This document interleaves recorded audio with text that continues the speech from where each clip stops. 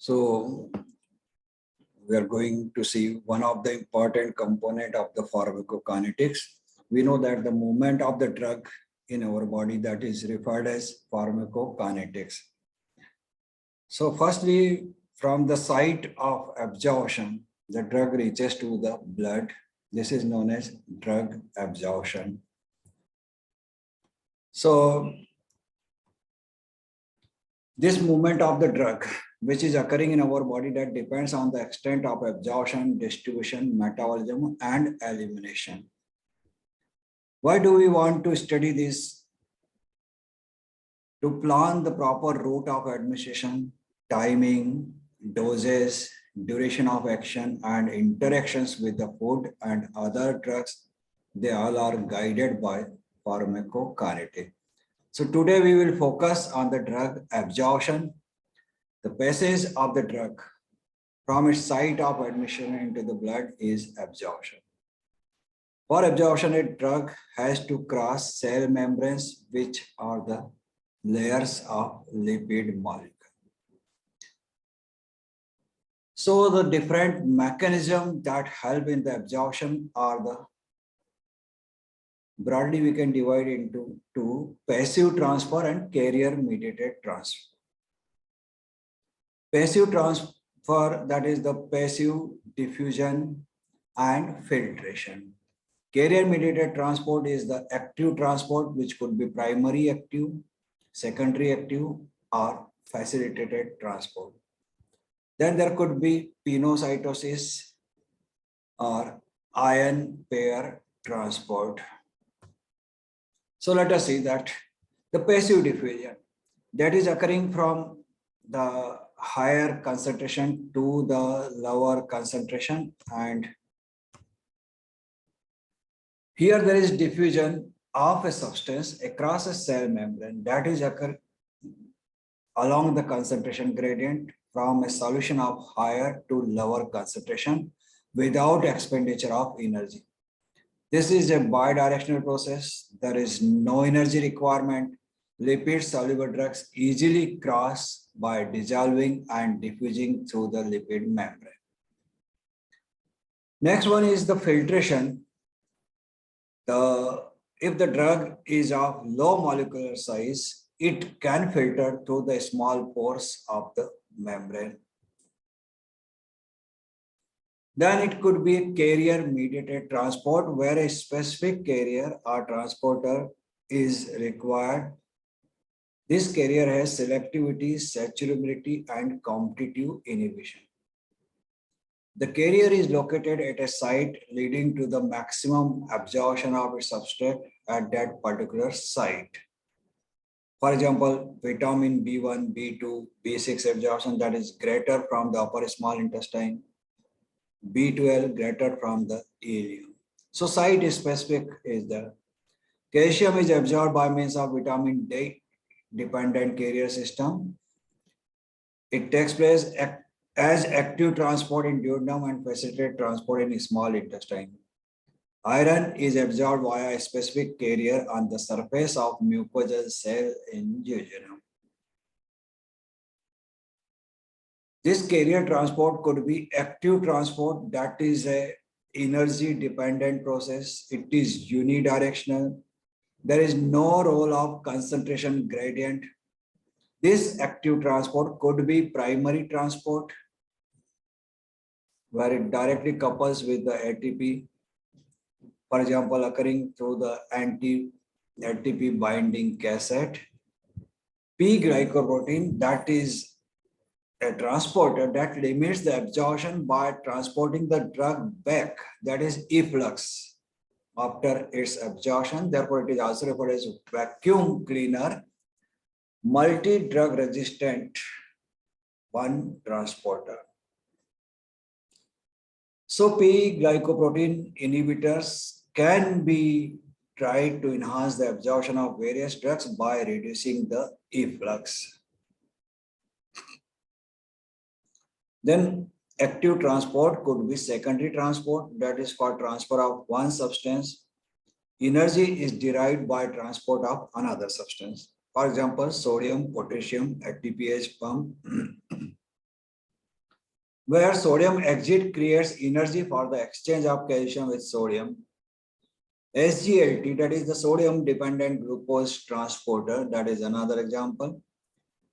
Secondary transport could be symport, that is simultaneous transport in one direction, or it could be antiporter, that is exchange with another.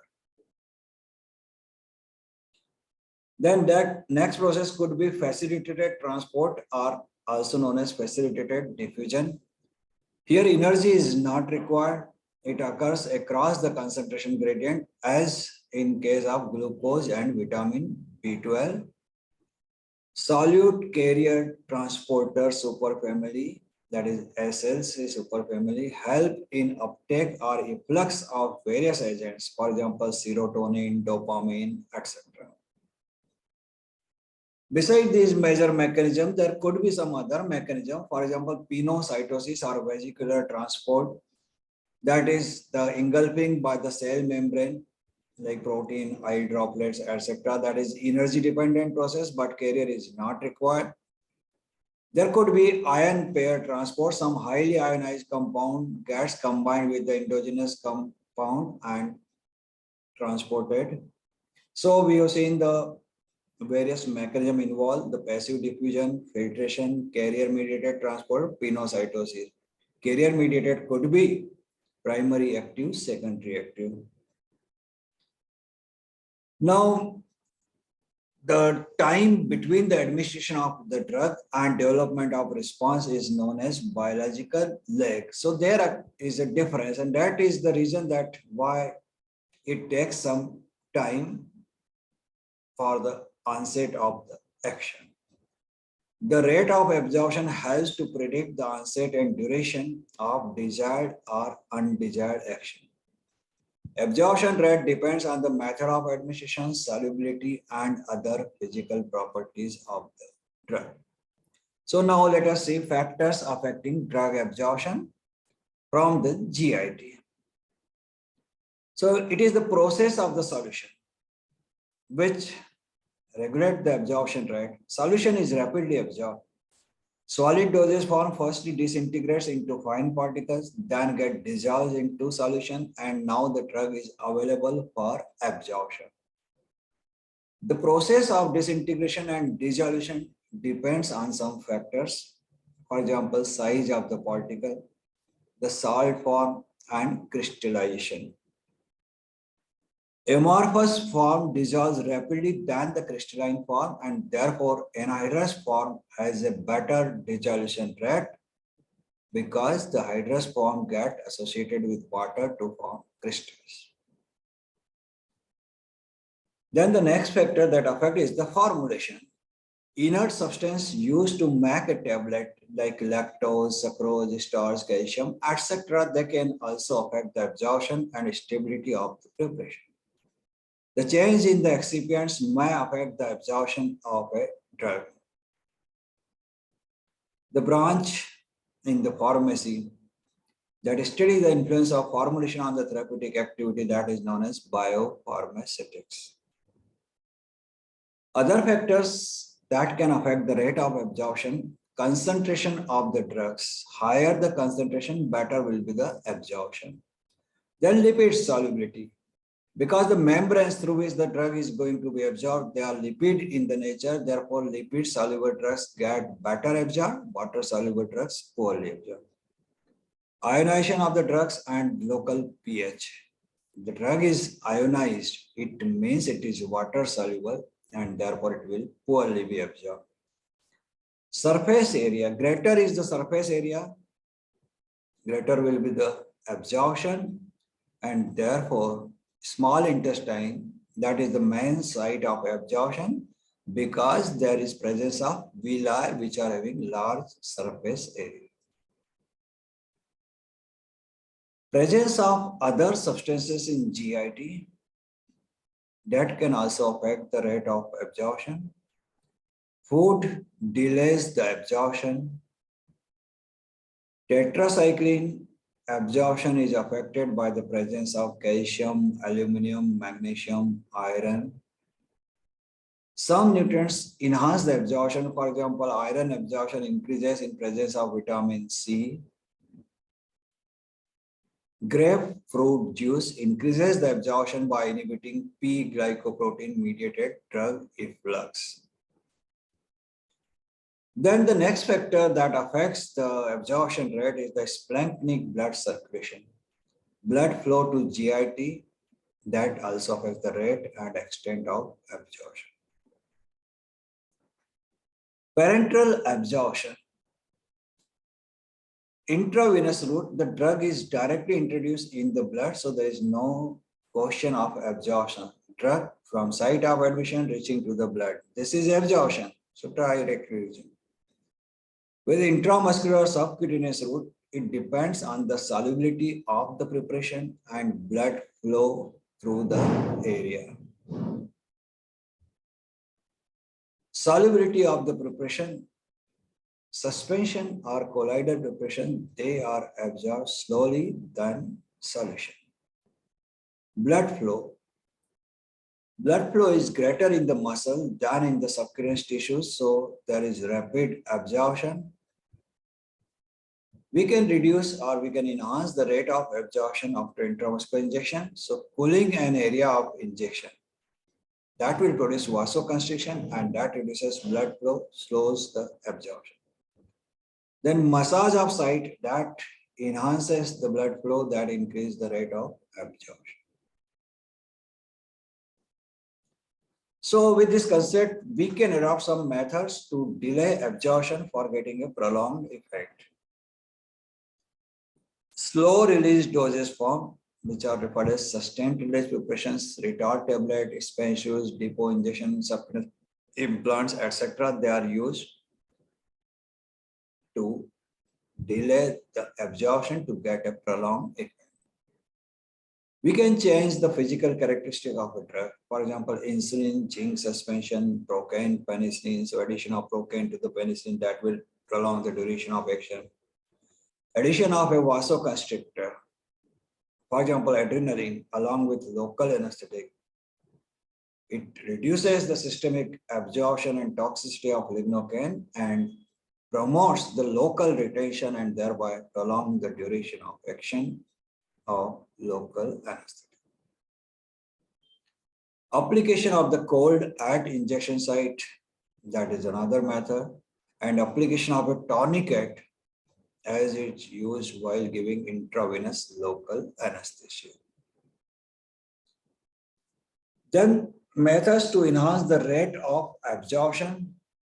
Prokinetic drugs, for example, metoclopramide, that enhance the gastric emptying, leading to rapid access of the drug at the site of absorption and thereby enhance the rate of absorption. Increase local blood flow by hot fomentation or by massage after intramuscular injection, that can also increase the rate of absorption. Occasionally, we use hyaluronidase that breaks intracellular matrix, increase rate of diffusion through interstitial space. So that is another method we can adopt to enhance the rate of absorption. Then aerosol delivery of the drug. It is carried out, aerosol delivery that is carried out through the meter dose inhaler or a nebulizer. This is to increase the higher percentage of drug diversion to the lungs, and to enhance this function, special devices like space inhalers can be used. This inhalational technique is to produce local high concentration and less systemic absorption. Here, the important criteria is that size of the particle should be between 1 to 5 micron for effective deposition in the lungs. Rate of breathing and breath holding after inhalation. Slow, deep breath and holding it for about 5 to 10 seconds, that increases the absorption.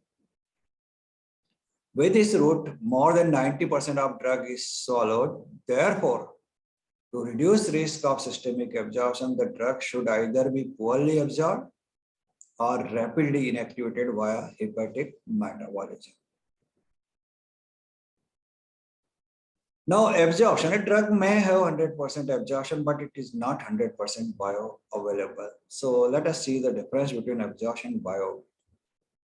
Bioavailability is the fraction of unchanged drug reaching to the systemic circulation. It is expressed as fraction of the dose, that is F. F oral means unchanged drug reaching the circulation, systemic circulation, divided by total drug administered. Suppose we have administered 100 milligram of a drug and 80 milligram is reaching to the systemic circulation after oral administration. So 80 divided by 100, it is 0.8 is the F oral. FIV, that is always 1 because 100% drug reaching to the systemic circulation. So 100 by 100, 1. Now, what are the factors that can affect the bioavailability? Remember, bioavailability includes the absorption and the fraction of the active component. So all the factors that affect absorptions, they will affect the rate of, that will affect the bioavailability. For example, process of solution, formulation, concentration, solubility, ionized status, local pH, surface area, motility of gut, presence of other substances, planktonic surface. So all we have seen in previous slides, they can affect the bioavailability. Additionally, in addition to these factors which are affecting absorption, pre-systemic metabolism. That includes hepatic first pass metabolism, metabolism in intestinal wall or portal circulation, and biliary secretion. So drug is absorbed completely, but there occurs pre-systemic degradation, metabolism. So active fragment will not reach to the systemic circulation, some component that gets degraded. So the drawback of this bioavailability, that time limit that is not considered. Suppose a drug A is absorbed to the extent of 80% in 1 hour, another drug B absorbed to the same extent 80% but in 10 hours. So bioavailability of both the drug is same, F oral is 0.8, but there is difference in the activity of the drug and therefore we include the term bioequivalence. So bioavailability relates only the total proportion of the drug reaching the circulation, but ignores the time taken. Two drugs may have similar bioavailability fraction, but differs in the time taken to acquire it. So when the rate and extent of bioavailability of two pharmaceutical equivalent products are same, they are referred as bioequivalent. So bioavailability only fraction, bioequivalence rate as well as fractions both are same. So by development of the drug, BABE studies, so drug authorities consider bioavailability and bioequivalence to permit the substitution of one formulation with other so that it behaves with similar efficacy and safety. So this is the brief sensitization concept regarding the first component of pharmacokinetic, that is drug absorption. And so that's thank you.